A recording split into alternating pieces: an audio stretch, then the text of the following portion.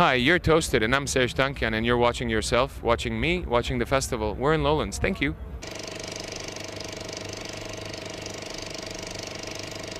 Serj, welcome to Lowlands.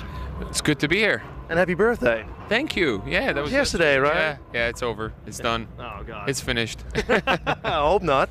Yeah, no, it's cool. Hey, that was a fantastic show you pulled off there. Thank you. Yeah, it was a really great honor, and it was quite, a unique show for us. I don't know what it takes, but a lot of balls to go to the conductor and ask him to translate Beethoven's Kant in front of a Dutch crowd with a massive orchestra. Hey, it's all for good fun, Yeah. It's like if you can't enjoy what you're doing, then F it, Yeah, it's all for good fun. That was very good. Hey, I was especially impressed by your voice because I saw your gigs with System of a Down in Germany and Holland and your own band as well. But when there's so much distortion on the sound, it's easy to drop a tune now and then. Yeah. In this case, impossible. Much clearer, yeah. Hell yeah. It's much clearer. That's been, we've toured with a number of orchestras in Europe in June after our experience with the Auckland Philharmonia Orchestra, and that's the experience that's amazing, that you can hear things so much better. Everything sits in the right place in the frequency of music, and you can hear the vocals clearly up on top, and you're not competing with the electric instruments or the huge, sounds coming out, yeah. Who did the arrangements actually? Because that must have been a hell of a job as well. On the new songs, I've done all the arrangements myself. No way. Yeah, all the orchestral, all the strings, brass. Yeah, and on the Elected That Symphony stuff, I did part of the arrangements. I wrote the basic melodies with violin, viola, cello, and a couple of brass, and then it was retrofitted to a full 70-piece orchestra by John Psathas, who did the orchestrations for the New Zealand Auckland Philharmonia Orchestra. You don't believe in borders, I just noticed. Ultimately, they're not universally true. You're totally right. Just like time. Yeah. If we believe in time.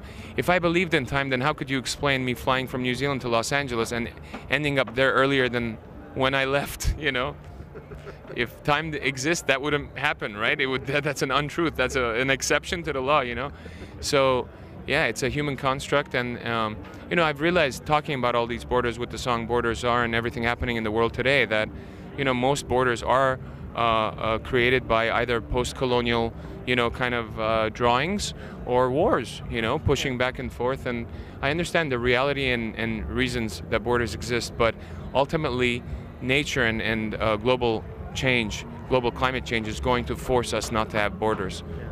Hey, and you also mentioned Gaza. What do you think of that? Because it's almost, you can't believe what's happening there. I think everyone needs their home. Palestinian people need a place to call home where they're free, without their air, water, and everything being blockaded and also, occupied. And the Israeli people also deserve security and freedom and the ability to move freely without someone lobbing rockets at them. I think it's going to take an international multilateral approach. Israelis have to kind of back off and allow the UN to come in and allow a, not just a peacekeeping force, but an international mandate on Gaza and the West Bank, so that the people of the Palestinians can actually claim and enjoy their freedom, and the Israelis will be comfortable with their security. And why doesn't it happen, you think? Too many other people's interests involved. Making money. Selling weapons, making money. People always assume that major nations are, well, maybe they don't assume. Actually, they shouldn't assume that major nations are doing things for good. They're not. In foreign policy, they're doing things for their own interests. The interest of the United States is not necessarily to have peace in the Middle East. I mean, if it did, I think there would be a lot more work being done since the Nixon administration to actually get things done.